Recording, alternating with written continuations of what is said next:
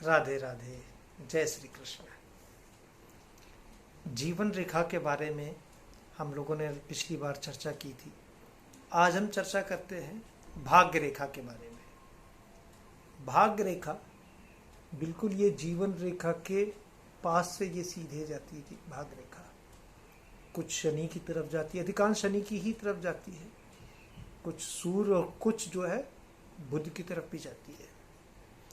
जो रेखा जीवन रेखा के समीप ये रेखा होती है, इसको भाग्य रेखा कहते हैं। शिशु जब जन्म लेता है उसके पूरे जीवन का भाग्य पहले से ही सुनिश्चित कर दिया जाता है। और ये मैं नहीं कह रहा, ये हमारे धर्म में कई ग्रंथों में इसके बारे में वर्णन है। आज बुद्ध पूर्णिमा है।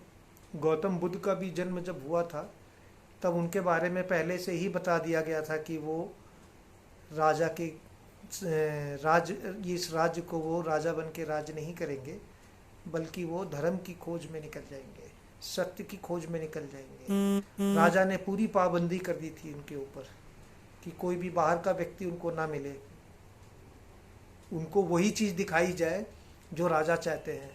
परंतु नहीं, भाग्य पहले से लिख दिया जाता है।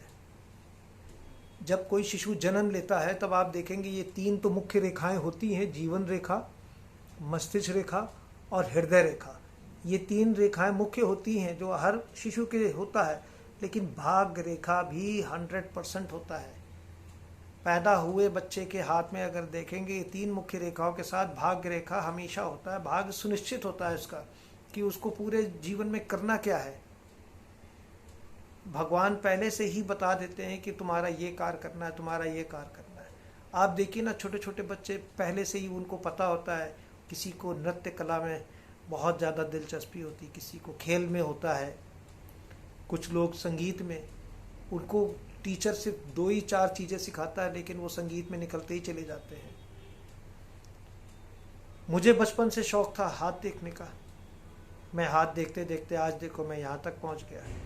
सब ईश्वर की इच्छा होती है। ईश्वर की इच्छा अनुसार व्यक्ति जो है वैसे ही करता है जैसे वो सुनिश्चित कर चुके होते हैं। लेकिन बहुत सी जगह देखा जाता है कुछ लोगों की भाग्य रेखा ही नहीं होती है। अगर होगी तो वो बहुत ऊपर मिडिल ऑफ द पाम से, यानी बीच के गदेली के पास से, यहाँ से शुरू होती है या होती ही नहीं।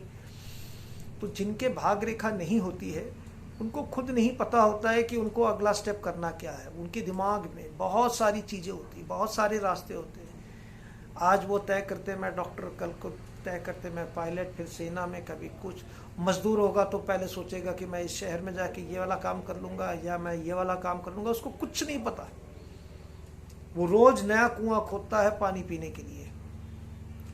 जो व्यक्ति एम्बिशियस नहीं होता है वो ये सुनिश्चित नहीं करता है कि उसको किस मार्ग में चलना है। उसकी बुद्धि अगर इस विषय पे काम नहीं करती है तो उसका भाग्य बेकार और कमज़ोर हो जाता है, बिल्कुल ख़त्म हो जाता है। भाग्य न होने का मतलब उसको नहीं पता है कि उसको अगला कदम कहाँ रखना है। दूसरी वजह, लोगों के भाग्य रेखा शुरू में होती है, बाद में धीरे धीरे मिटती चली जाती है, जैसे रबर से मिटा दी गई है। वो नकारात्मक ऊर्जाओं के कारण होता है। जो पूर्व जन्म से वो अपना लेके आया है वो धीरे धीरे सब जो है नकारात्मक ऊर्जाओं द्वारा खर्च कर दिया जाता है। तब उसकी भाग्य रेखा खत्म होने लगती है। तब उसकी आयु रेखा भी बीच बीच में गैप हो जाती, खत्म होने लगती है। तो आज हम लोगों ने बात किया भाग्य रेखा। ये 3 प्रकार की होती है भाग्य रेखा। उसको हम अगले वीडियो में देखेंगे कि 3 कौन कौन सी प्रकार की होती है। राधे राधे। जय श्री कृष्ण।